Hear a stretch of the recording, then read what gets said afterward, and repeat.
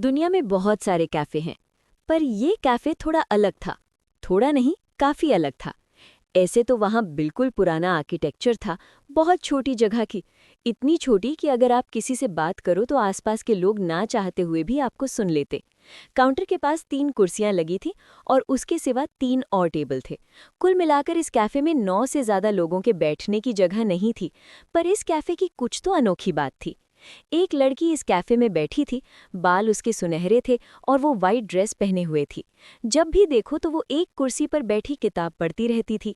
कोई भी कस्टमर उस पर ज्यादा ध्यान नहीं देता था। फिर एक दिन एक लड़की दौड़ती हुई कैफे में चली आई और चिल्लाने लगी कि वो पास्ट में वापस जाना चाहती है, पास्ट में वापस जाना चाहती है। ये सुनकर कोई भी कहेगा कि ये लड़की पागल हो चुकी है, पर कैफे की वेट्रेस काजू तोकिता बिल्कुल हैरान नहीं हुई। इनफैक्ट वो इस चिल्लाती हुई लड़की फुमिको की बातें सुनने लगी। फुमिको बहुत स्मार्ट लड़की थी।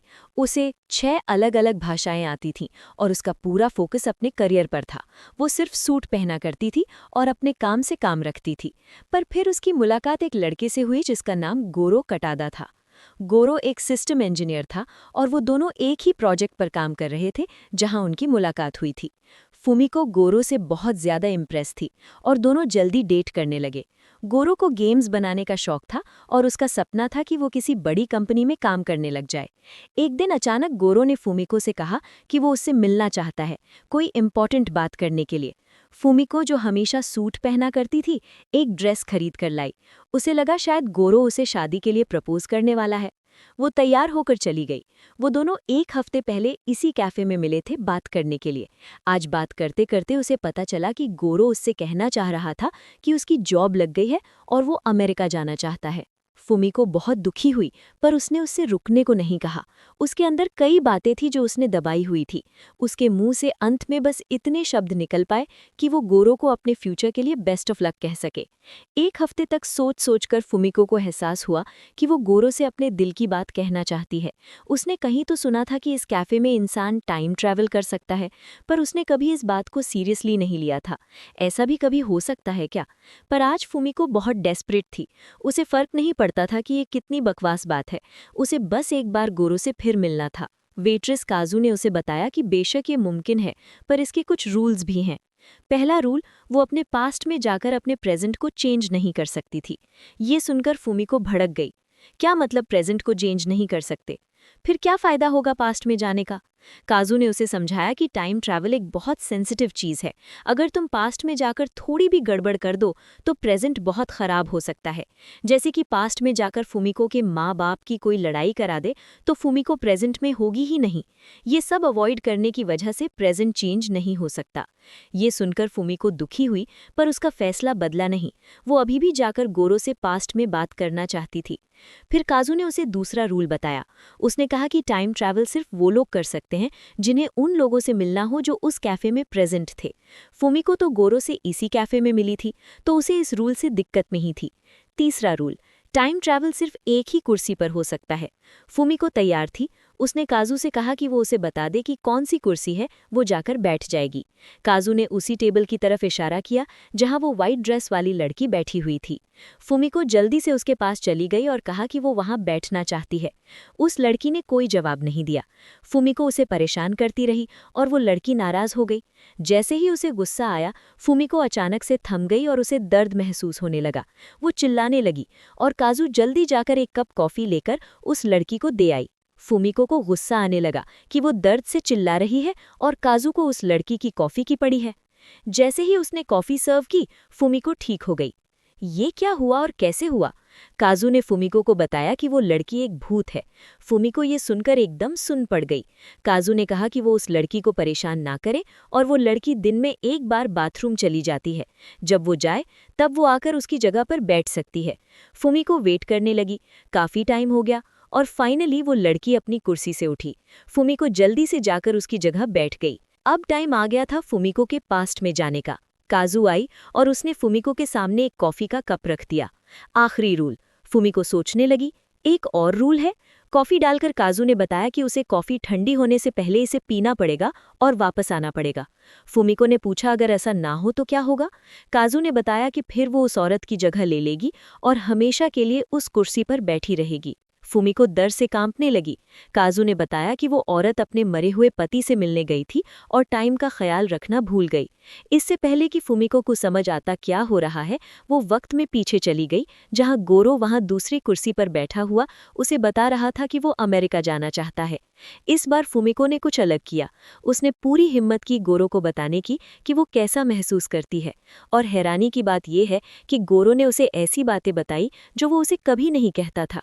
उसने कहा कि उसने हमेशा सोचा है कि फुमिको उसके लिए काफ़ी अच्छी है और वो एक दिन उसे छोड़ देगी, पर फुमिको तो इस कदर तक रिलेशनशिप में इंटरेस्टेड थी कि वो गोरो से शादी करने का सोच रही थी। अपने दिल की बात करके गोरो ने फुमिको को बताया कि वो उसका 3 साल इंतजार करे। फुमिको ने जल्द से जल्द कॉफ़ी ख़त्म कर ली थी। गोरो ने कहा कि जब वो वापस आएगा। अभी उसने बात पूरी नहीं की थी कि उसकी आवाज़ धीमी हो गई और बिल्कुल सन्नाटा छा गया। फुमिको वापस कैफ़े में आ चुकी थी। वो औरत बाथरूम से वापस आई और फुमिको से कहा कि वो उसकी सीट है। फुमिको वहाँ से उठ गई। उसके दिल को काफ़ी सुकून मिला। उसे समझ में आया कि बातें दिल में रखकर उसने कितनी बड़ी गलती की थी। शुक्रगुजार होकर वो पे करने निकलने लगी। वाइट ड्रेस वाली औरत मुस्कुराने लगी और जो किताब वो पढ़ रही थी उसे बंद करने लगी। नॉवल का टाइटल अब दिखने लगा था। बड़े अक्षरों में उस पर लिखा हुआ था, lovers, husband and wife. Cafe में कोथाके आई। कोथाके एक नर्स थी, पर उसकी रोज की यूनिफॉर्म के बजाय आज उसने ग्रीन कलर की ड्रेस पहनी थी। कैफे में घुसकर वो एक आदमी जो करीबन हर वक्त वहां बैठा रहता था, उसके पास गई और कहा, हेलो फुसागी, क्या तुम ठीक हो? फुसागी ने अपनी नज़र ऊपर की और कहा, हाँ, पर क्या मैं तुम्हें जानता हूँ? कोथाके ये सुनकर दुखी हो गई। फुसागी को अल्जाइमर्स की बीमारी हो गई थी, यानी वो सब कुछ भूलने लगा था। उसे ये तो याद था कि उसकी एक बीवी है, पर ये याद नहीं था कि वो बीवी कोथाके है जो उसके सामने खड़ी है। कोथाके ने उसे कहा कि शायद वो उसे नहीं जानता और उससे दूर जाकर बैठ गई। जब फुसागी ने अपनी कॉफ़ी ख़त्म की तो वो कैफ़े से निकल गया और कोथाके वेट्रेस से बातें करने लगी। उसे पता चला कि फुसागी भी पास्ट में जाना चाहता है और कोथाके को एक लेटर देना चाहता है। ये सुनकर कोथाके ने काजू से पूछा, लेटर? कैसा लेटर? काजू ये सब तो नहीं जानती थी, पर फुसागी ने बस इतना बताया था कि वो अपनी बीवी को एक चिट्ठी देना चाहता है। अब कोथाके सोच में पड़ गई। कैसी चिट्ठी है ये? क्या ये एक लव लेटर है? कोथाके ने सोचा कि क्यों ना वो पास्ट में जाकर फुसागी से ये चिट्ठी ले ले। उसके मन में बहुत ख्याल आए, क्या ये सही है या नहीं, पर फाइनली उसने डिसाइड किया कि वो पास्ट में जाकर फुसागी से बात करेगी और कम से कम कुछ पल अपने पति के साथ गुजारेगी, जिसे आज याद भी नहीं है कि वो उसकी बीवी है। कोथाके अब सोचने लगी थी कि शायद फुसागी उससे बिल्कुल दूर हो जाएगा, लेकिन वो हमेशा एक नर्स बनकर उसकी खिदमत करेगी। वो वेट करने लगी उस घड़ी का जब वो सफ़ेद ड्रेस वाली औरत अपनी कुर्सी से उठेगी और कोथाके अपने हस्बैंड से पास्ट में जाकर बात करेगी। कुछ देर बाद वो औरत उठी और कोथाके जल्दी जाकर उसकी जगह बैठ गई। काजू टेबल पे पास आई और कोथाके के कप में कॉफ़ी डाल दी। कोथाके उस दिन के बारे में सोचने लगी जब उसके अंदाज से फुसागी ने वो लेटर लिखा होगा। अचानक कोथाके पास्ट में चली गई थी। उसने देखा कि फुसागी वहीं बैठा हुआ था। फुसागी ने उसे बुलाया।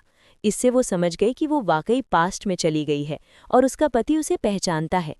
पर फुसागी दूसरी टेबल पर बैठा हुआ था। उसने अपनी बीवी को बुलाया, पर कोथाके ने कहा कि क्यों ना फुसागी ही उसके टेबल पर बैठ जाए। रूल के मुताबिक वो अपनी सीट से खड़ी नहीं हो सकती थी। फाइनली फुसागी बैठ गया और दोनों हस्बैंड वाइफ पहले की तरह बातें करने लगे। कोथाके ने फुसागी को डायरेक्टली कह दिया कि अगर उसने उसके लिए कुछ स्पेशल लिखा है या किया है तो वो उसे दे सकता है। फुसागी 1 मिनट के लिए थम गया। इसे कैसे पता चला चिट्ठी के बारे में? फुसागी ने गौर किया और कहा, अच्छा, तो तुम फ्यूचर से आई हो, इसीलिए अपनी कुर्सी से उठ नहीं रही थी।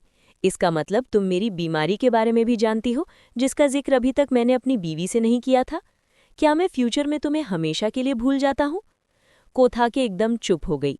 वो उससे क्या कहती? उसकी खामोशी में ही फुसागी ने जवाब ढूंढ लिया था, पर कोथाके नहीं चाहती थी कि वो अपने हस्बैंड को इतना बेबस करके छोड़ दे। वो उसे कहती है कि वो फ्यूचर में ठीक हो जाएगा। पहले तो फुसागी यकीन नहीं करता, पर उसकी वाइफ के बार बार कहने पर वो फाइनली मान जाता है और कहता है कि तुम ये चिट्ठी अब फेंक दो, इसका अब कोई काम नहीं। वो उसे चिट्ठी देता है और कहता है कि वो जल्द से जल्द कॉफ़ी पी ले क्योंकि वो ठंडी होने लगी है। कोथाके जल्द से जल्द कॉफ़ी पी लेती है और प्रेजेंट में वापस आ जाती है। इतने ही देर में वो औरत बाथरूम से वापस आ जाती है और उसे हटने को कहती है। कोथाके ने उसे जगह देकर फिर अपनी चिट्ठी खोली और पढ़ने लगी। पढ़ते पढ़ते उसका रोना बंद नहीं हो पाया और उसने वो चिट्ठी काजू को दे दी। काजू चिट्ठी खोलती है और पढ़ती है, तुम एक नर्स हो और शायद तुम्हें अब तक पता चल गया होगा कि मुझे अल्जाइमर्स है।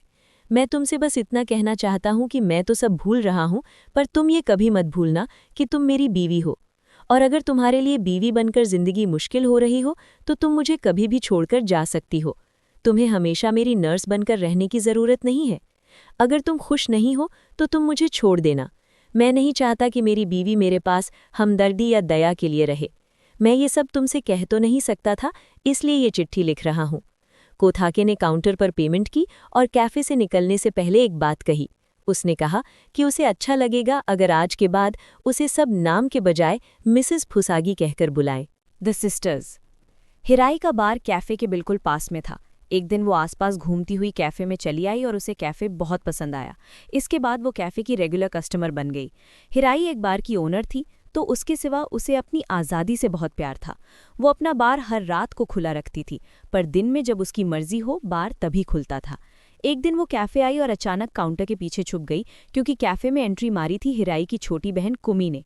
वो कई सालों से हिराई से बात करना चाह रही थी, पर हिराई को उससे मिलना या बात करना मंजूर नहीं था। हुआ ये था कि दोनों बहनों के माता पिता का एक होटल था और उनकी इच्छा थी कि बड़ी बेटी इस होटल में काम करना शुरू करे, पर हिराई को इस काम से नफरत थी। वो किसी के रूल्स के मुताबिक नहीं चलना चाहती थी। बचपन में उसकी छोटी बहन किराई हर वक्त उसके साथ रहती थी, पर जब हिराई 18 साल की हुई तो उसने घर छोड़ दिया। इसके बाद उनके माता पिता ने होटल अपनी दूसरी बेटी के नाम कर दिया। कुमी कई बार टोक्यो से इस जगह तक का सफ़र करती थी, बस अपनी बहन से मिलने के लिए और उसे वापस बुलाने के लिए, पर हिराई तो उसकी बात भी नहीं सुनना चाहती थी। कैफ़े में आकर कुमी से वेट्रेस से पूछा कि उसकी बहन कहाँ है। जब उसे लगा वो उसे नहीं मिल पाएगी तो वो उसके लिए चिट्ठी छोड़ गई। उसके जाने के बाद हिराई ने वेट्रेस से कहा कि उसके घर वाले बहुत सेल्फिश हैं और वो कभी वापस नहीं जाएगी। उसका मानना था कि कुमी को होटल संभालना अच्छा नहीं लगता और उसके जाने की वजह से ये जिम्मेदारी अकेले उस पर पड़ गई है। वो उसे वापस सिर्फ इसलिए बुलाना चाहती है ताकि होटल को हिराई देखना शुरू करे और कुमी अपने सपने पूरे कर सके। ठीक एक दिन बाद हिराई का बार बंद पड़ा था। ऐसे पूरे 2 दिन हो गए और बार रात को भी नहीं खुला। कैफ़े में बैठे सब रेगुलर कस्टमर्स और वेटर परेशान हो गए। हिराई कहाँ चली गई थी? तो एक वेट्रेस ने बताया कि उसकी बहन का वापसी में एक्सीडेंट हो गया था और ड्राइवर की तुरंत मौत हो गई थी। शायद हिराई अपने घर गई होगी। बस सब यही बात कर रहे थे कि हिराई कैफ़े के अंदर आई। जब उससे पूछा गया कि क्या हुआ है तो उसने बताया कि उसकी छोटी बहन की भी एक्सीडेंट में मौत हो गई है। ये सुनकर सब दंग रह गए। इसकी बहन की अभी अभी मौत हुई है और ये घर में नहीं बल्कि कैफ़े में है। हिराई ऐसे बर्ताव करती थी जैसे उसे किसी चीज़ से फ़र्क नहीं पड़ता था। उसने कहा कि वो अपने माता पिता के घर तो गई थी, पर किसी ने उससे बात नहीं की। उसके माता पिता का मानना था कि उनकी छोटी बेटी की मौत हिराई की वजह से हुई है। अगर वो उससे मिलने उस दिन नहीं आई होती तो उसका एक्सीडेंट भी नहीं हुआ होता। पर हिराई इस बात को इतनी कैजुअली बता रही थी जैसे ये कोई बड़ी बात नहीं है। तो काजू ने उसे याद दिलाया कि अगर उसे बिल्कुल फ़र्क नहीं पड़ता तो दुनिया में इतनी सारी जगह है, वहाँ जाने के बजाय वो इस कैफ़े में क्यों आई है जहाँ वो पास्ट में जाकर अपनी बहन से बात कर सके। हिराई पकड़ी गई। आखिर अपनी बहन की याद उसे कैसे नहीं आती? उसने डिसाइड किया कि वो पास्ट में जाकर अपनी बहन से मिलना चाहती है। रूल्स तो उसे सब पता थे। काजू ने उस सफ़ेद ड्रेस वाली औरत को बार बार कॉफ़ी ऑफ़र की और वो पीती गई। वो असल में एक भूत बन चुकी है जो इस सीट पर बैठकर कॉफ़ी पीने से कभी मना नहीं कर सकती। काजू के 9 बार कॉफ़ी ऑफ़र करने के बाद वो बाथरूम चली गई। मौका देखकर हिराई उसकी जगह बैठ गई। काजू ने कॉफ़ी उसके कप में डालने के बाद एक लकड़ी जैसा डिवाइस डाल दिया और उसे कहा कि जब ये बजने लगेगा तब समझ जाना तुम्हारे पास वक्त कम होगा कॉफ़ी खत्म करने का। बस उसके एकदम बाद हिराई पास्ट में जा चुकी थी। कुमी कैफ़े के अंदर आई, पर इस बार हिराई छुपी नहीं बल्कि वो उसे देखकर मुस्कुराने लगी। उसने कई सालों बाद अपनी छोटी बहन से बात की। कुमी हैरान थी पर उतनी ही खुश भी थी। हिराई उसे कैसे बताती कि आखिरी बार है कि वो दोनों बहनें एक दूसरे से बात कर रही हैं। उसे हर पल याद आया जब वो उसे नज़रअंदाज करती थी और उसके मन में दुख बढ़ता गया। उसने कुमी के कुछ कहने से पहले ही कह दिया कि वो घर वापस आना चाहती है। कुमी ये सुनकर बहुत ज़्यादा खुश हुई। उसने कहा कि अब वो फाइनली अपना सपना पूरा कर पाएगी। हिराई ने उससे पूछा उसका सपना क्या है, तो कुमी ने बताया कि उसका सपना है कि वो दोनों बहनें अपने माता पिता के होटल को चलाएं। ये सुनकर हिराई को समझ नहीं आया कि वो क्या करे। इतने सालों से वो सोचती थी कि कुमी उसे मतलब के लिए बुलाती है। ये सोचकर उसने अपनी छोटी बहन को हमेशा खुद से दूर रखा, पर उसका असली सपना अपनी बहन के करीब रहना था। कुमी बहुत खुश हुई और दोनों बहनें बातें करने लगी कि इतने में ही कुमी ने अपनी बहन से कहा कि वो बाथरूम से जल्दी वापस आएंगी। जैसे ही वो बाथरूम गई, हिराई फूट फूट कर रोने लगी। उसे समझ नहीं आ रहा था वो क्या करे, और इसी वक्त वो लकड़ी बीप बीप करने लगी। पर हिराई को ऐसा महसूस होने लगा कि उसके वापस जाने का क्या फायदा होगा। उसकी बहन मर चुकी है और अब वो जीना नहीं चाहती थी। इतने में ही वेट्रेस काजू आई और उसने उसे समझाया कि अगर वो वापस नहीं आएगी तो वो आज का वादा जो हिराई ने कुमी से किया था कि वो होटल चलाने वापस आएगी, वो भी तोड़ देगी। वो वादा रखने के लिए उसे वापस जाना होगा। बाथरूम के दरवाजे की जैसे ही आवाज आई, हिराई ने जल्दी से कॉफी खत्म की और वापस चली गई। कुमी बाथरूम से आई तो वेट्रेस से पूछने लगी कि उसकी बहन कहाँ है। वेट्रेस ने बताया कि वो वापस आ जाएगी और घर भी जरूर आएगी। कैफे के ओनर नगारे और उनकी वाइफ थी केई। जब केई छोटी थी तभी से उनके हार्ट में प्रॉब्लम थी, जिसकी वजह से उन्हें अक्सर हॉस्पिटल के चक्कर लगाने पड़ते थे। एक दिन वो ऐसे ही किसी हॉस्पिटल में थी जब वो नगारे से मिली। नगारे का उन्हीं दिनों एक्सीडेंट हुआ था। केई उन्हें देखती रहती थीं और कुछ सोचे समझे बिना, बात किए बिना वो उनके सामने चली गईं और कहा कि वो उनसे शादी करना चाहती है। नगारे ने उसे बताया कि अगर वो उससे शादी करेगी तो एक मामूली कैफे चला पाएगी बस। लेकिन केई को इस बात से कोई दिक्कत नहीं थी और दोनों की शादी हो गई। एक दिन कैफे में उस औरत वाली सीट पर एक छोटी लड़की बैठी थी। कैफे में और कोई नहीं था। नगारे आया और उसके सामने ढेर सारा खाना रख दिया। ये देखकर उस लड़की ने कहा कि उसने तो इसमें से कुछ भी ऑर्डर नहीं किया है। तो नगारे उसे कहता है कि वो मेहमान किसी और वक्त से आई हुई है, किसी से मिलने के लिए, तो उसके लिए सारा खाना फ्री है। इतनी ही देर में उसकी बीवी केई कैफे में आई और ये लड़की उसे देखती रही। कुछ वक्त बाद उसने केई से कहा कि क्या वो उसके साथ एक फ़ोटो ले सकती है। केई को ये बात थोड़ी तो अजीब लगी, पर वो मान गई। फ़ोटो लेने के बाद उस लड़की ने अपनी कॉफ़ी ख़त्म की और वापस चली गई। कौन थी ये लड़की, ये तो कोई नहीं जानता था, ना ही वो उन्हें बताना चाहती थी। केई इन दिनों प्रेग्नेंट थी, पर उसकी हालत बहुत कमज़ोर हो गई थी। डॉक्टर्स ने उसे बताया कि उसका और उसके बच्चे दोनों का बचना बहुत मुश्किल है। अगर वो दोनों किस्मत से बच गए, फिर भी केई की ज़िंदगी कम हो जाएगी और वो इस प्रेगनेंसी को हैंडल नहीं कर पाएगी। पर केई किसी भी हालत में चाहती थी कि वो इस बच्चे को जन्म दे। उसके पति के लाख कहने के बाद भी उसने कुछ नहीं सुना। फिर एक दिन केई की हालत बहुत ख़राब हो गई। वो इस प्रेगनेंसी को सहन नहीं कर पा रही थी और उसने फैसला किया कि वो फ्यूचर में जाकर देखेगी कि आगे क्या होता है। नगारे इस बात से बिल्कुल खुश नहीं था। वो जानता था कि अगर फ्यूचर में जाकर केई को पता चला कि उसका बच्चा नहीं बच पाया है तो वो टूट जाएगी। लेकिन केई नहीं मानी और उस औरत के उठते ही उस सीट पर बैठ गई। काजू उसके कप में कॉफ़ी डालने लगी और उससे कहा कि वो जितना फ्यूचर में आगे जाना चाहती है उस दिन के बारे में सोचे। केई सोचने लगी कि वो 10 साल आगे जाना चाहती है और अचानक कैफ़े में जो लोग थे गायब हो गए। वो फ्यूचर में आ चुकी थी। उसने देखा काउंटर के पीछे एक लड़का था। उसने उससे पूछा कि वो वहाँ क्या कर रहा है और काजू नगारे कहाँ है। तो लड़के ने बताया कि वो अब यहाँ काम नहीं करते, पर उसे क्या काम है। इतनी ही देर में कैफ़े में एक छोटी लड़की आई।